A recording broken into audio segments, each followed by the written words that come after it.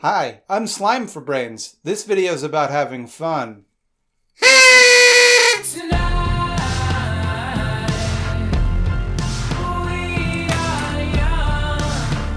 People like me feel like we're not entitled to leisure time. I mean, we still take it. I have over 600 hours in The Binding of Isaac Rebirth, but it just makes us miserable. The job market is getting worse, and it's getting harder and harder for any of us to pay off our debts, let alone save for retirement.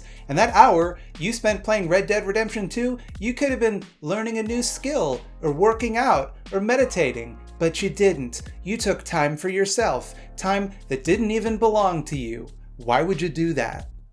The excuse we've come up with is self-care, a neologism that likens anything we do for pleasure or that gives us any amount of satisfaction to work. Just like childcare or elder care, the work of self-care is largely invisible to the person not performing it, so you better respect the elbow grease I'm putting into myself. I'm doing self-care. It's legit.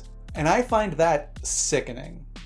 Not the people who are demanding space for themselves. That's actually good as hell. I mean, more so the expectation that such a thing must be justified. Anything which brings us pleasure, anything which makes us happy, all of that is unproductive. And so you better have a damn good reason for why you're doing it.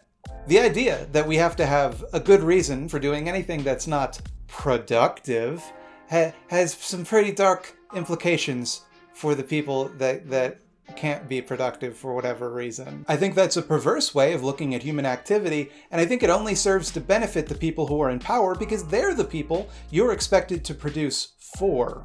They're the gatekeepers of what activity is and is not considered productive and therefore justifiable. Spending all your time shitposting on Twitter? What a waste of time. You're just cracking jokes and enjoying yourself. What you should be doing is shitposting on Twitter as a brand manager for Arby's, because market research suggests that humanizes their brand. That is productive. It demonstrates development of brand awareness and online reputation, deliberate planning and goal setting, content management, search engine optimization and generation of inbound traffic. Trying to write the great American novel? Don't waste your time. Do you have any idea how few people make it in the publishing industry? Writing ad copy for Pfizer? Now that's marketable.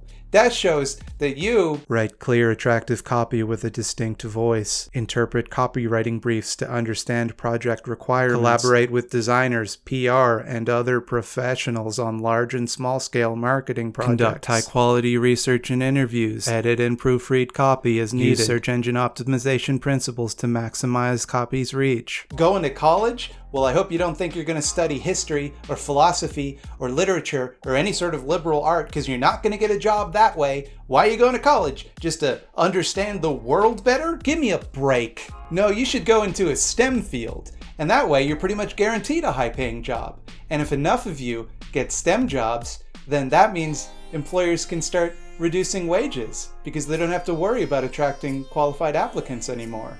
So that's good. Everything we do in our daily lives is measured against its utility to capital. Even the stuff we do for fun. Look at social media, for example. It's supposed to be used to connect people, to help them socialize. That's the value proposition of social media. You engage with it, and in turn, it connects you to your friends and family members and loved ones and prospective employers. And you can all just sit around and post memes and it'll be a great time for one and all. But data suggests that social media use is actually making us more lonely and more depressed and lowering our self-esteem. Which kind of makes sense when you think about it because you're not really connecting with other people when you use social media. You're connecting with the idealized version of people that they present to you.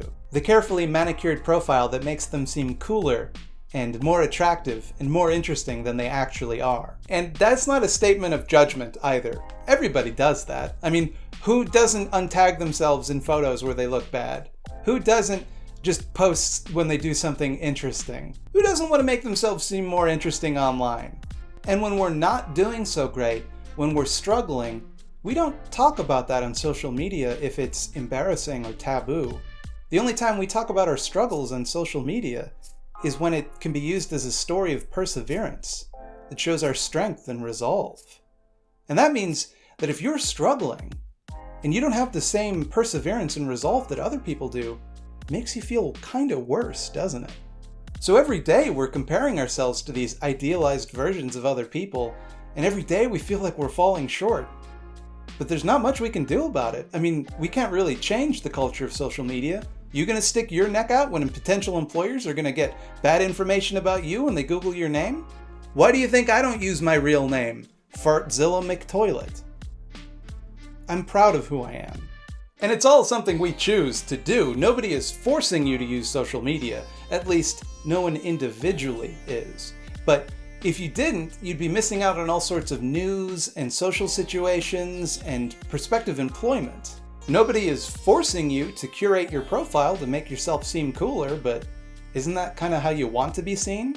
So bit by bit, these platforms that were sold to us as a way to connect with people and socialize and have fun become marketing tools that we use to sell ourselves to everyone else. And then they find little ways to make us compete for virtualized currency, like followers or retweets. Hey, by the way, don't forget to like and subscribe, and also visit my Patreon at patreon.com/thoughtslime. If you're on the $10 tier, the other day my partner and I were looking for something to do on a Saturday morning, and we came across this blog.to article about an adult playground, which we thought sounded dope once we realized it wasn't a sex thing.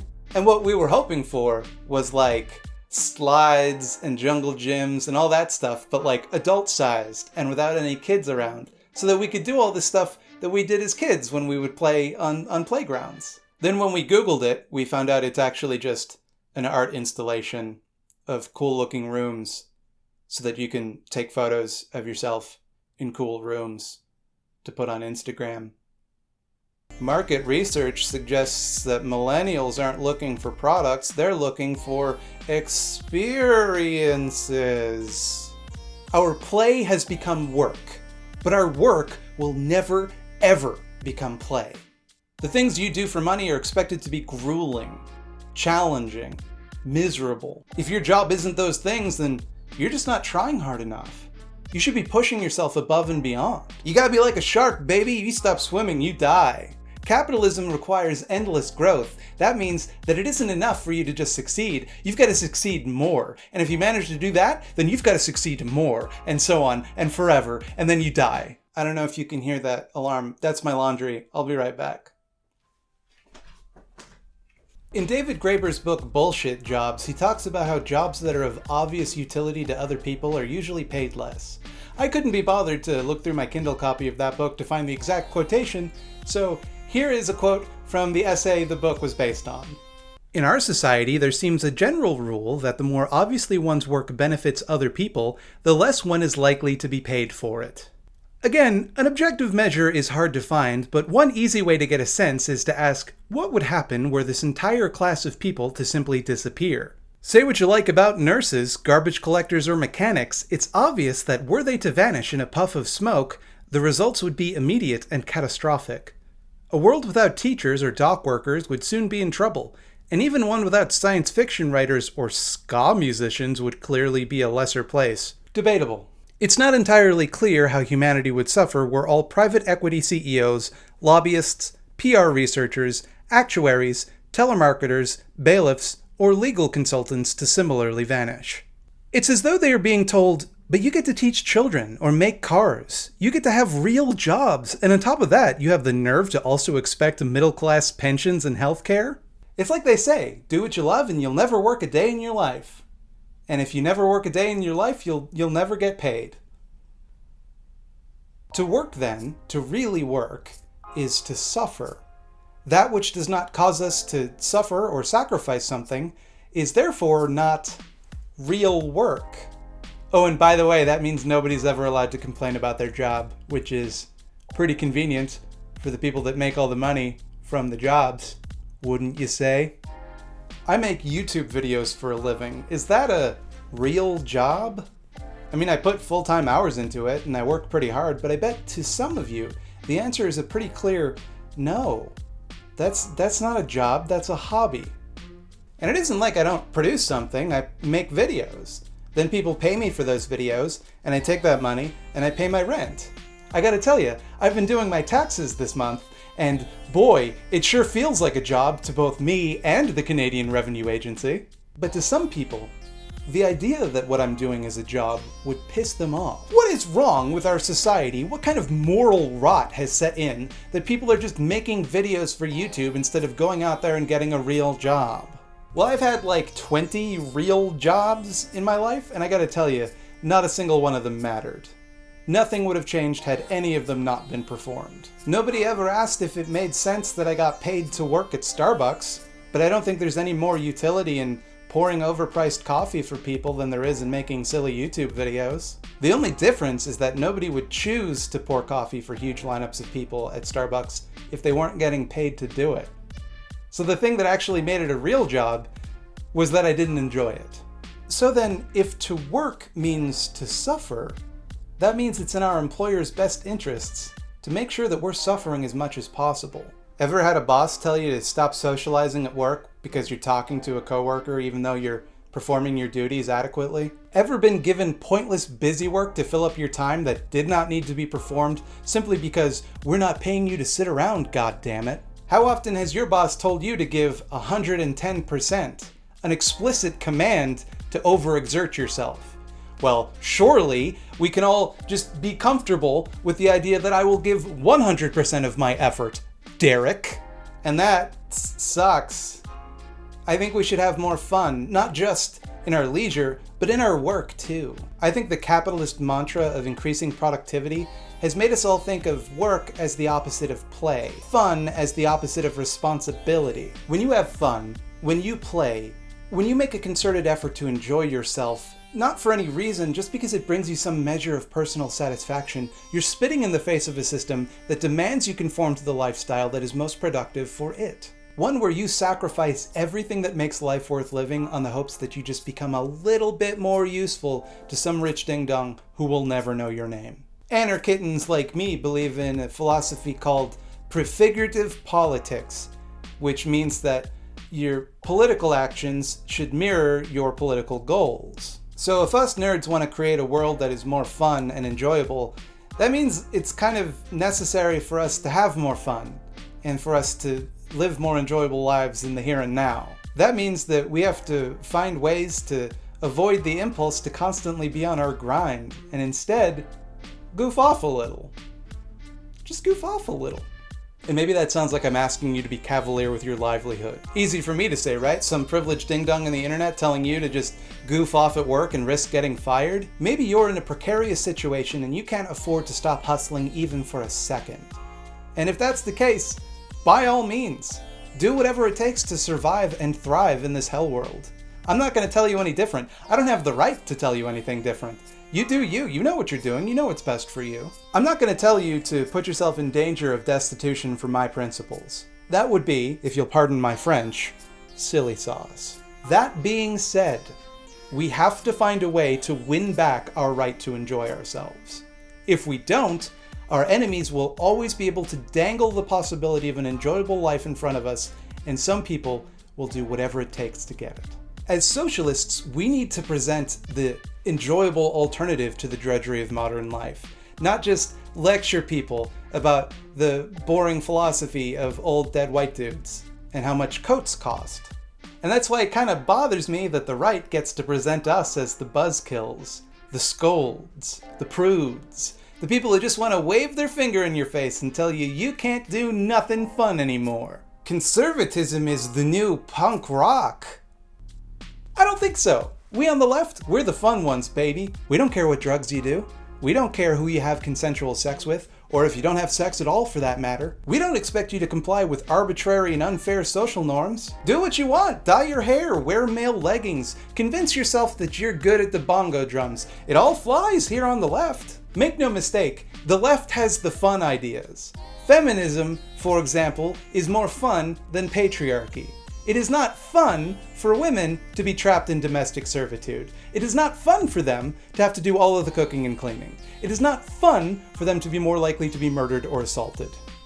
Now, maybe you think that feminism is taking away your fun, because you can't jack off to the characters in the new Mortal Kombat game. And that's fair enough, but consider that maybe women didn't like being represented by this or this. And if you want, you can go ahead and make your titty Mortal Kombat game. No one's going to stop you, but we're going to be over here having fun with this one. Similarly, racial equality is more fun than white supremacy. It's difficult for people to have fun if they're slaves, or colonized, or subject to Jim Crow laws. In some sort of theoretical racially equal society, people of color could just do whatever they wanted to do. Just learn to whittle, or solve Fermi's paradox, or have clean drinking water and traditional hunting rights on their own goddamn land. Or get really into smoothies, just whatever. Now maybe you think racial politics are ruining your fun. In the new Mortal Kombat game, Jax goes back in time and he gets rid of the transatlantic slave trade and lives in an Afrofuturist society. No, sorry, that's actually fun as hell, crybabies. What's your problem? Why is everybody talking about Mortal Kombat? I don't get it. I know there's a new Mortal Kombat game. I thought I was the only person on Earth that cared about Mortal Kombat. Similarly, workplace democracy is more fun than wage labor. It is more fun to have more control over your workplace, the things that your workplace produces, than to be told what to do by some rich ding-dong who takes the lion's share of the profits. Now maybe you're a big-time capitalist and you own a means of production and you think it's more fun to hold them privately. But do you know what I think sounds like a lot more fun than that? A big-time revolution, baby. Toasty! So I think it will be a good idea to center fun in our discourse. To remind people that we're just goofballs that are fun to be around, fun to listen to. Maybe we could focus less on how much everything sucks because everybody knows shit sucks and everybody's sick of hearing about it. Maybe we could focus instead on the ways that we could make it better. Hey, yo, shit sucks right now, but good news, that means there's room for your life to get a whole lot better. It's a pretty attractive message. If we limit our activism or our communication to that which we consider productive to the exclusion of things that are merely fun, we're hamstringing ourselves. We're giving in to capitalist logic about how work should be organized and playing by their rules. Have you ever been to a protest? They're fun. I mean, maybe they're not always happy. Maybe people aren't laughing all the time. Some protests are sad or angry, but they still make it entertaining and engaging with songs and chants and drum circles and people dress in costumes and people make their own signs. And if they didn't do that, it would be really boring and it would be that much harder to convince people to show up, give up their free time and face the possibility of getting arrested. And the people that we want to reach have a lot of shit on their plate right now. We need to show them that the effort required to bring our ideas to fruition is worth their time. And also that not only will they enjoy the results of the process, they'll enjoy the process itself. That way, even if we don't succeed, at least you had fun along the way. And I think that might be a more compelling way to attract attention than join us or you're bad. And maybe not everything can be fun, but we have to have enough fun that it makes the not fun stuff feel bearable. Because if we don't, everybody's going to be too tired and sad to help. So in the spirit of fun, I will now dab to demonstrate what fun looks like.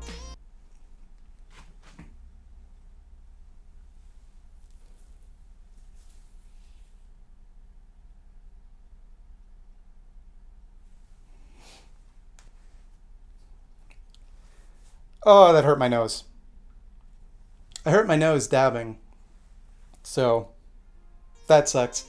Hey, I hope you liked the video. If you did, go ahead and there's a little button you can press that signifies that. And that way, YouTube will know that you liked it. And that would be great for me.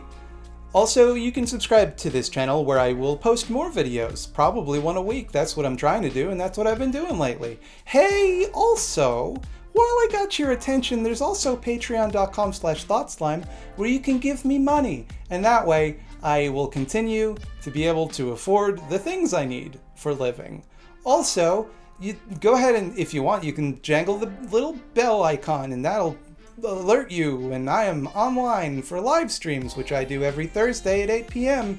and also when new videos come out. But it's kind of a lot to ask. I kind of got a lot of calls to action right now, and I could kind of understand that maybe maybe it's kind of overwhelming. So don't feel bad if you can go. Feel free to rewind the video and listen to them again. My cats fucking hate this thing. They hate it so much, and I don't blame them because it's loud and annoying.